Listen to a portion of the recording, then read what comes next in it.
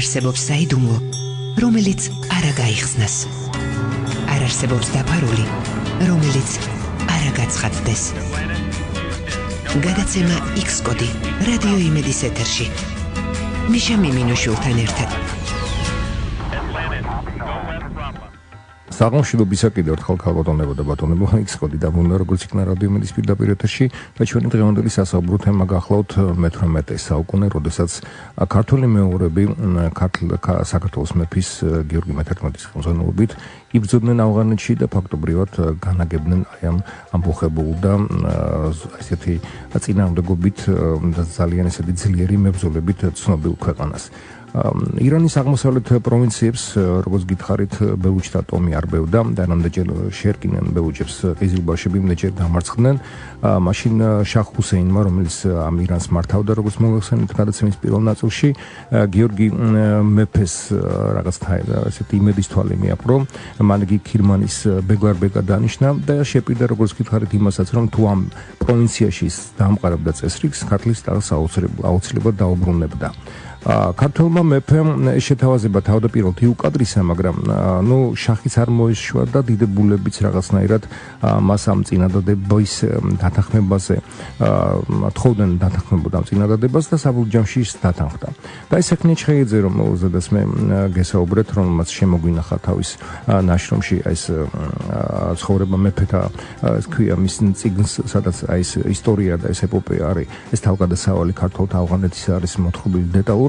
ის ყვება, რომ შებინდებისას ლევანის, ანუ გიორგი მე-12-ის ძმა, ვახტანგ მეფის მამა, ეს რაზმი შეჩერდა ბელუჩთა ბანაკის მახლობლად, ბელუჩებმა რაღაცნაირად ყურადღება არ მიაქციეს, რამე თუ მიჩეულნი იყვნენ ირანელთა ესეთი არავაშკაცური და რაღაცნაირად იცოდნენ, რომ რაღაც თავის ძლიერი ლაშქრით ისინი უკუაქცევდნენ ამ თუ მცირე რაოდენობის ჯარისკაცებს, მაგრამ როდესაც აი ესეთი ძალიან შორაცხყოფელი სიტყვებით მიმართეს ციხე-გალავნიდან ქართველებს, უეცრად მათ მიიღეს პასუხად, ასეთი პასუხი მიიღეს, რომ მოვიდა რისხვა, როგორც სეხნია ჩხეიძე ამბობს, რისხვა ღვთისა თქვენზე და მოგბრძანდა საქართველოს ვალი ლევან, ახლავს ქართველნი ჯარნი, კაცის მჭამელნია.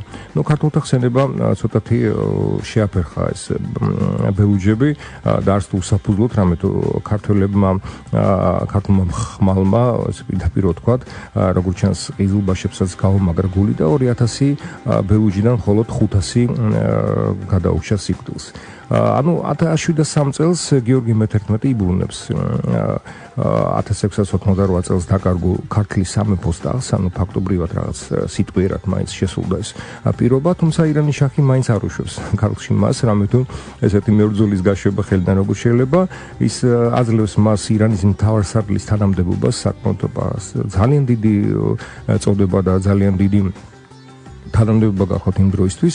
პარალელურად კი ავღანეთის მთავარი პროვინციის ყანდარის ბეგლარბეგობას თავაზობს, თუმცა პროვინციის ბეგლარბეგობა, სადაც ჯერ კიდევ აჯანყება მიმდინარეობს და ფაქტობრივად ძალიან ცუდი სიტუაცია.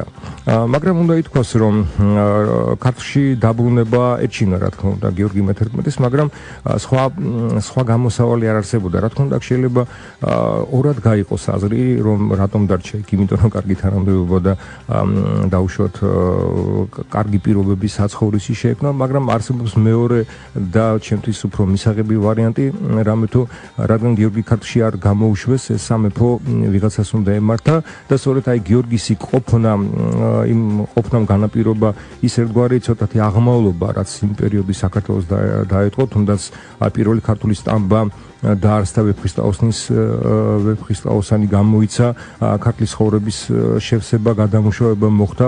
1703 წლიდან მოყოლებული ვახტანგი მართავდა ქართლს როგორც ჯანიშინი და ასე შემდეგ. ასე რიგად შეიძლება ითქვას, რომ გიორგი მე-11-ის აი ავღანეთში ეს თავგადასავალი და სამხედრო ეპოპეა ირანის შაჰის კარის სამსახური ერთგვარად საქართველოს ნამდვილად გამოადგა.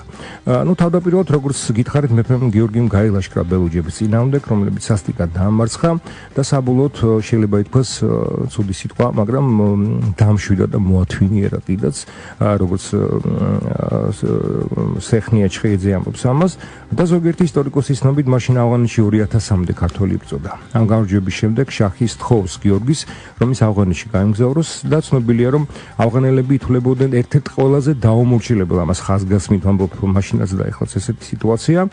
მაგრამ მაშინ საშინელი დღე დააყარა ავღანელებს, როგორც ეს ხნი ამბობს და საბოლოო ჯამში სხვა წყაროებში ესეც არის ნათქვამი. მარტივად რომ თქვა, აი როგორც ჩვენს ძალიან ბევრი ქართული ისტორიკოსი ამბობს, რომ ჩვენის ისტორიაში თემურ ლენგიას სისასტიკით განთქმული დაახლოებით ავღანელების ისტორიაში, რომ ახსენოთ გიორგი, დაახლოებით ალბათ თავისებურად ახსენებდი, მე ხო ზუსტად არ ვიცი, ძალიან ჩართმებული არ ვარ ამ თემაზე, თუმცა აი ყველას ახსოვთ ეს ქართველი მეფე და დაახლოებით მათ ისტორიაში და მათ მეხსიერებაში ისევე დარჩა, როგორც თემურ ლენგი ჩვენთვის, ესეთი საშინელი სახელით შესული, სხვანაირად არ შეიძლებოდა მათი დამორჩილება, რამე თუ როგორც გითხარით, როგორც დღეს მაშინაც ესეთი მედგრები და ძალიან ბრძოლის უნარიანები იყვნენ. ესა ქვეყანა, სადაც სახლები მიწისქვეშა აწერს სეხნია ჩხეიძე. ყანდაარში ქართველებს საშინელი პირობებში უწევდა ცხოვრება, ესეთი ცხელი ქალაქი, როგორც ყანდაარი არსად დედამიწის ზურგზე არ მოიპოვებაო, რომ იქაური სიცხისგან სპილენძის თეფშზე დადებული კვერცხიც კი შეიწვებაო, ქვაზე დაფინილი ცომი თავისით გამოცხებაო და ასე შემდეგ. ძალიან საინტერესო წიგნია სხვათა შორის. 1703 წელს მეფე გიორგი ქართველთა და სპარსს და 24,000-იანი ლაშქრით შეიჭრა კიდევ ერთხელ ავღანეთში. მან დაამარცხა აჯანყებულები და რაც მთავარია, მან შეიპყრო ამ აჯანყებულების ძალიან დიდი ავტორიტეტი ბელადი, რომელმაც შეძლო აი ამ გაბნეული ტომების ერთად შეკრება. და როგორც გითხარით, ირანის ესეთი შაჰის მმართველობის სუსტი მმართველობის შედეგად მოხდა ეს ყველაფერი და აი ესეთი ბელადი გახლავთ მირვეი და შაჰის კარზე მან გააგზავნა ისპანში რა თავისი დიპლომატიური წარმომადგენლები რაღაცნაირად, ძალიან ესეთი ადამიანი გახდათ ეს ადამიანი, მათი ბელადი, რამე თუ მუდმივად ცდილობდა ჯერ რაღაცა გარკვეული თანხის საფასურად მოესყიდა შაჰის კარზე ადამიანები, ხოლო შემდეგ, როდესაც ეს არ გამოვიდა, მან უკვე შეკრიბა გაფანტული ბელადები და აჯანყებით დაუპირისპირდა უკვე აი დასუსტებულ ირანს, თუმცა მან არ იცოდა, რომ ირანი გიორგის სთხოვდა დახმარებას. მოდით ახლა დავუთმოთ საეთერო დრო საინფორმაციო გამოშვება, შემდეგ კი დავუბრუნდეთ რადიო მდის პირდაპირ ეთერში ამ საინტერესო ინფორმაციით.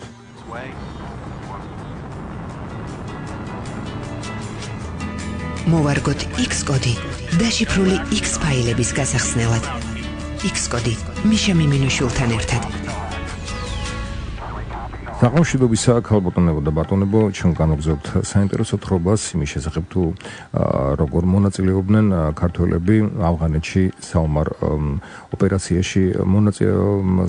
ოპერაციაში იღებდნენ მონაწილეობას მე-18 საუკუნეში და მოგახსენებთ იმის შესახებ, თუ როგორი მუხანათობით და როგორი ესეთი ძალიან ნიჭიერი შეიძლება ითქვას თავკაცობით გამოირჩეოდა მათი ბელადი მირვეისი და ასევე ჩვენ არა გვაქვს ახლა დრო იმისა, რომ მოგითხროთ როგორ აღწერს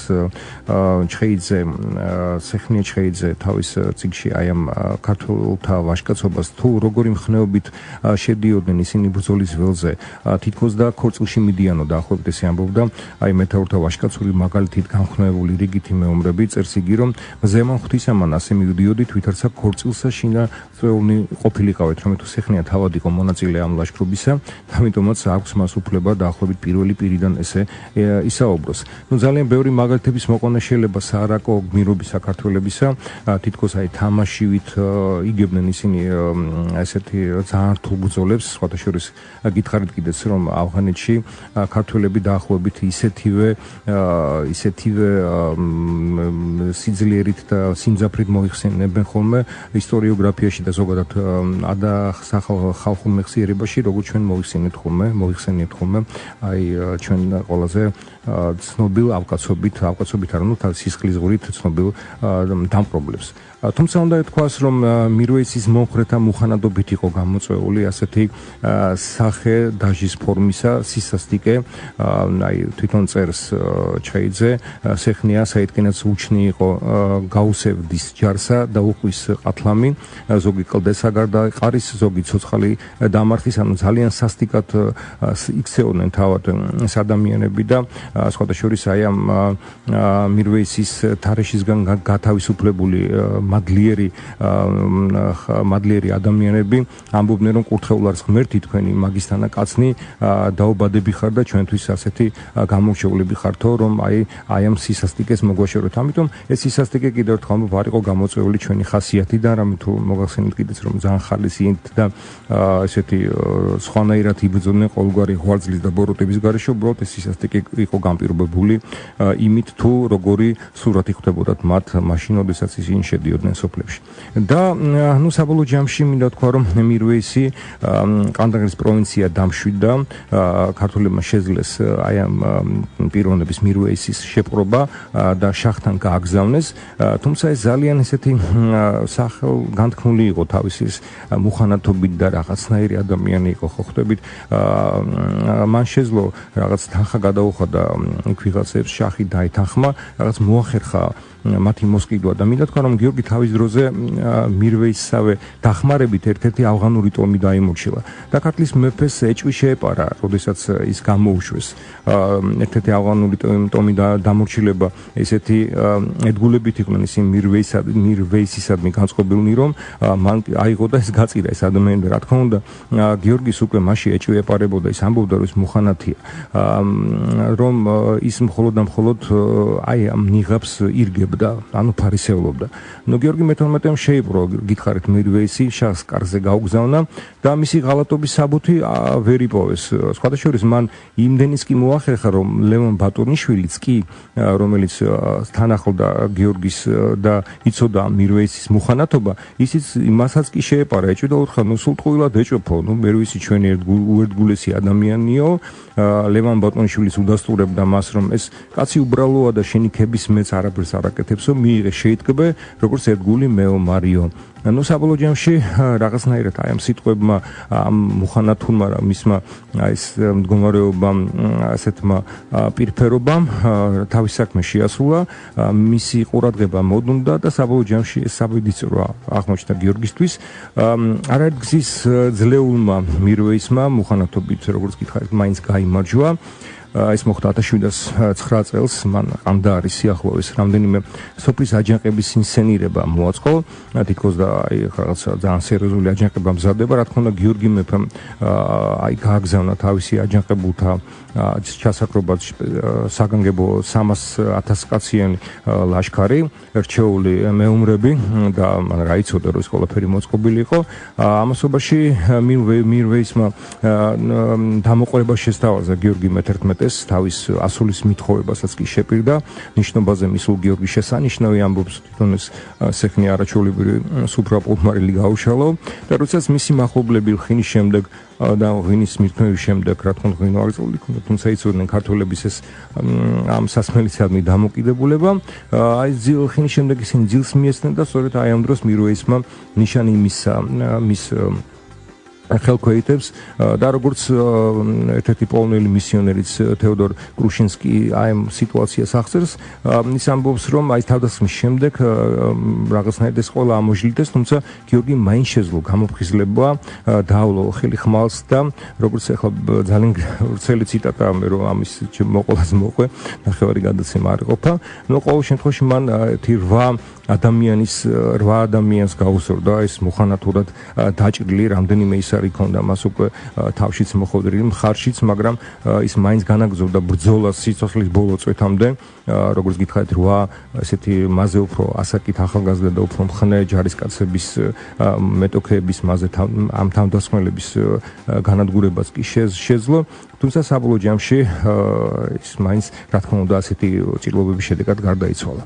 ნუ საინტერესო ერთი დეტალი გახლავთ ის, რომ მირვეისმა მოკლულ გიორგის ახსნა ჯვარი და ხატები, რომელსაც საიდუმლოდ ატარებდა. მე გითხარით კიდეც რომ რა თქმა უნდა მუსულმანობის და ისლამის მიღება იყო ერთადერთი პირობა იმისა რომ გახდებოდი მეფე, თუმცა ეს ძალიან ბევრი საქართველოს მეფე, რომელიც ოფიციალურად თითქოს და გარეგნულად იღება მუსულმანობას, შინაგანად მაინც ქრისტიანი რჩებოდა და თუნდაც ეს მაგალითი იმაზე მეტყველებს, როდესაც გიორგის მუხანათურად მირვეისმა ჩაუსაფრდა და მოკლა, გამოასალმა სიცოცხლეს, მან გიორგის ახსნა, როგორც გითხარი, ჯვარი, ხატები და გაუგზავნა შახაბას, მოვადეთ შახაბაზი მაშინ არ იყო, სხვა შახი იყო, როგორც გითხარით, და გაუგზავნა შახს ნიშნად იმისა, რომ ეს შენი ერთგული მსახურიო შეხედეო, აი თავის სიტყვით აღიარებსო შენ სარწმუნოებასო, გულით კიდევ მაინც ქრისტიანი რჩებო. ნუ მეფე გიორგის ქრისტიანობის ერთგულება დიდ დანაშაულს ჩაუთვალეს, სხვა შორის ძალიან დიდხანს იყო ესეთი გაბოროტება ქართველების მიმართ, ამას თვარწდები კიდევ მოყვა რაღაცა უსიამოვნო ფაქტები. ცოცხლად დარჩენილ ქართველებს მირვეისმა 12,000-იანი ლაშქარი დაუპირისპირა, დაუწყეს უკან დევნა და ომი ფიცხელი, 12-ჯერ ქართველთ გაემარჯვა, მოკლეს იმათი ჯარი, 2,000 და შეწევნითა ღვთისაითა, ამათ არა ევნოთ რა. ნუ წერს ჩვენს მერხსენებული სეხნია ჩხეიძე. ამის შემდეგ ქართველთა საომარი ეპოპეა ავღანეთში ფაქტობრივად დასრულდა, თუმცა რაღაც ეპიზოდურად მაინც გრძელდებოდა და ამ სამწუხაროდ ამ ეპიზოდურ განვრცობას და გაგრძელებას არერთი ქართველი ვაჟკაცის სიცოცხლე შეეწირა. სამაგერო სპარსელებმა ავღანეთში შეიძლება ეს ძალიან ცუდად ჟღერს, მაგრამ რაღაცნაირად ამ ღალატის შურიძიების ფორმა იყო ერთგვარი არა, მაგრამ ყოველ შემთხვევაში რაღაც მიფიქრობ რომ მაინც დასაჯეს ადამიანი და სულ მალე საკუთარი სისხლით აგეს პასუხი თითქმის ყველა, ვინც მონაწილეობდა ამ მეფე გიორგის და მისი ამალისა ესეთ მზაკრულ მკვლელობაში, არავინ არ გადარჩა ცოცხალი, როგორც თუნდაც ეს პოლონელი მისიონერი გვამცნობს. კრუშინსკი წერს, რომ ავღანელებმა დამარცხებულ ქართველების სიმამაცე ასეთი სიტყვებით შეამკესო, ყიზილბაშები დიაცები არიან ავღანელებთან შედარებით, ხოლო თვითონ ავღანელები კი დიაცები არიან ქართველებთან შედარებით. ნუ ეს იმ ხანას, როგორც ქართული ისტორიკოსები ამბობენ და არაერთი ისტორიკოსი მიუხედავად განსხვავებული მიდგომისა საკითხისადმი ამას იზიარებს და ესეთი პოპულარული გამოთქმა ყოფილა ავღანეთში. ამ კლუბის შემდეგ მირვეისი უკვე ღია ჩაუდგა სათავეში ირანის წინააღმდეგ ბრძოლას. ნუ გიორგის გარდაცვალების შემდეგ მისი თანამდებობა, მთავარსარდლობა და ბეგლარბეგობა ლევან ბატონიშვილის ვაჟს ქაიხოსროს ერგო. ქაიხოსრომ რამდენჯერმე დაამარცხა მირვეისი, თუმცა საბოლოოდ ისიც უკვე რაღაცნაირად ისიც მე არ ვიცი ზუსტად დეტალები, თუმცა ის ვიცი რომ ისიც ღალატით მოკლეს ყანდაარზე იერიშის მიდანის დროს.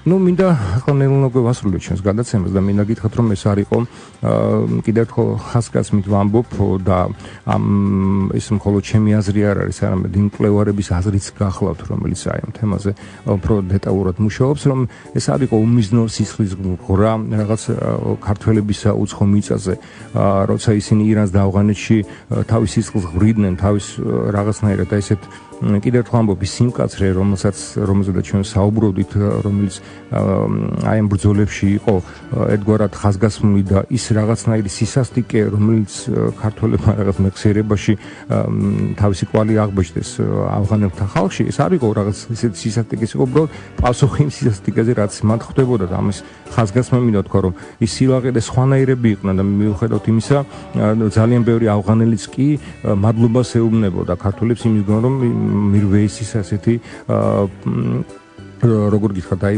ძალიან სასტიკი მმართველობისგან ისინი განთავისუფლეს სწორედ გიორგიმ და მისმა აი ამ მხედრებმა. ნუ კიდევ ერთხელ ამბობ, რომ არა ირანშია და ავღანეთში ესეთი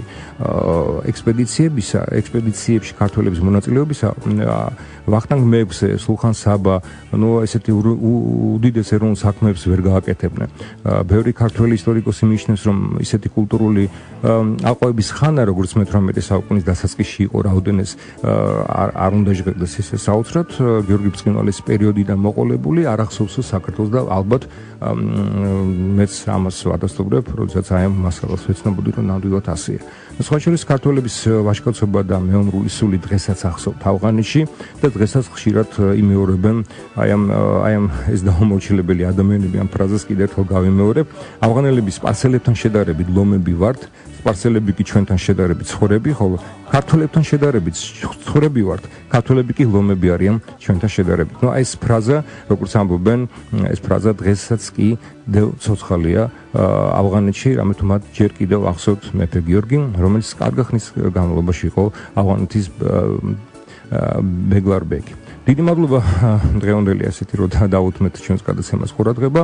ვფიქრობ რომ რაღაცნაირად კიდევ ერთხელ გეტყვით რომ თუ თქვენ არ მოგეცათ საშუალება ამ გადაცემის მოსმენისა პირდაპირ ეთერში, თქვენ შეგიძლიათ შევძენდეთ რადიო იმედის Facebook-ის გვერდზე, დაუმეგობრდეთ გადაცემას X კოდი და მოისმინოთ ამ გადაცემის ჩანაწერის პირდაპირ ეთერის ჩანაწერის დასურათებული ვერსია, თუ რასაც დასურათებული ვერსია აღარ გეტყვით რომ შევძენდით და მიხვდებით და ასევე სხვადასხვა მასალებსაც გაიცნოთ და ბევრს საინტერესო რამესაც შეიტყობთ, ასე რომ დაუმეგობრდით X კოდის Facebook-ის გვერდს და უსმინებთ გადაცემას X კოდი ყოველ პარასკევს რადიო იმედის პირდაპირ ეთერში 19 საათიდან 21 საათამდე. კიდევ ერთხელ დიდი მადლობა ყურადღებისათვის, მომავალ შეხვედრამდე. ნახვამდის.